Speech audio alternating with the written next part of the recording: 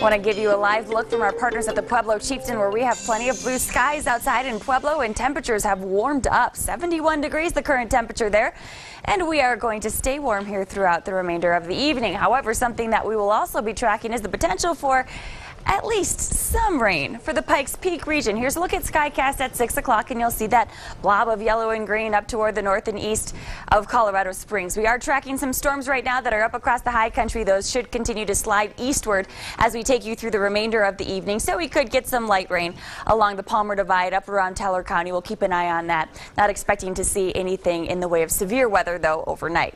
By midnight, the only storms that we'll be tracking will be up across the high country. Elsewhere, we should just see clouds across the I-25 corridor and out across the eastern plains. Watch what happens, though, as we take you into your early Wednesday morning. As you're waking up, heading out the door into school and work, Walsenburg, Trinidad will likely have a bit of rain for you early tomorrow morning. The storms tomorrow are going to slide from the south to the north. So Pueblo, you're going to see rain next, right around lunchtime. Highway 50 corridor also under the gun for a few showers and even a couple of rumbles of thunder as we take you into your lunchtime. Showers will continue spreading off toward the north. Colorado Springs around 3 o'clock is when we'll start to see those storms pushing in.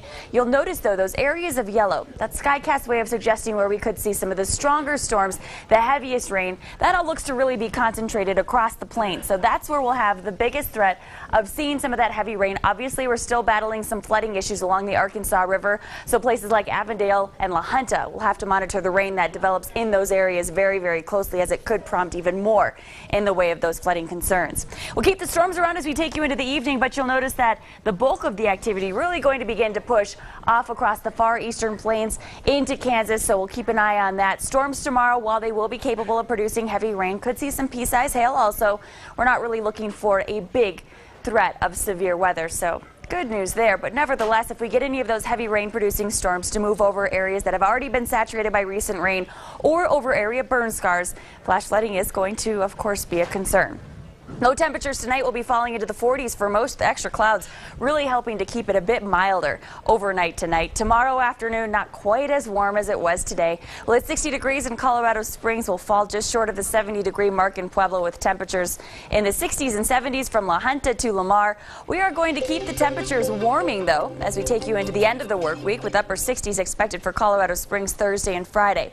Thursday looks like we will stay dry. Friday, however, we will put that chance for storms back into the forecast, keeping it just at 10%. That just means that we could have an afternoon thunderstorm roll over the city. A slightly better chance for storms come Saturday. Over the weekend, we'll cool the temperatures into the low 60s, and we'll keep storms in the forecast for Sunday afternoon also. If you're trying to plant your garden, get outside, take the dog for a walk, maybe mow the lawn. Saturday morning, Sunday morning, both looking like two great time frames to do so. The storms aren't going to begin impacting us until the afternoon.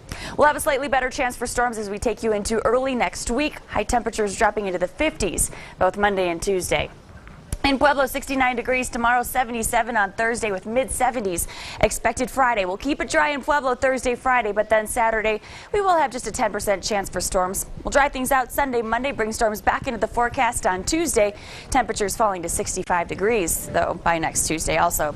Canyon City, 68 degrees tomorrow, 73 on Thursday. We'll keep the 70s in place Friday before we fall into the 60s with the chance for storms on Saturday. It will be around Teller County, where temperatures will get cool enough where we're not just going to be tracking rain and thunder, but we could once again see a bit of a rain-snow mix. However, the storm system that is moving in Friday and Saturday, kicking up those storm chances, is going to be nowhere near as potent as the storm that moved through last Friday, Saturday, and even Sunday. So I don't anticipate that we'll be waking up Sunday morning to a winter wonderland again by any means, but nevertheless, we'll be tracking it closely. All right. Now, do you think that ground saturation is a problem now? It definitely is. Areas that have seen a lot of flooding. I mean, take Colorado Springs, for example. We get a lot of flooding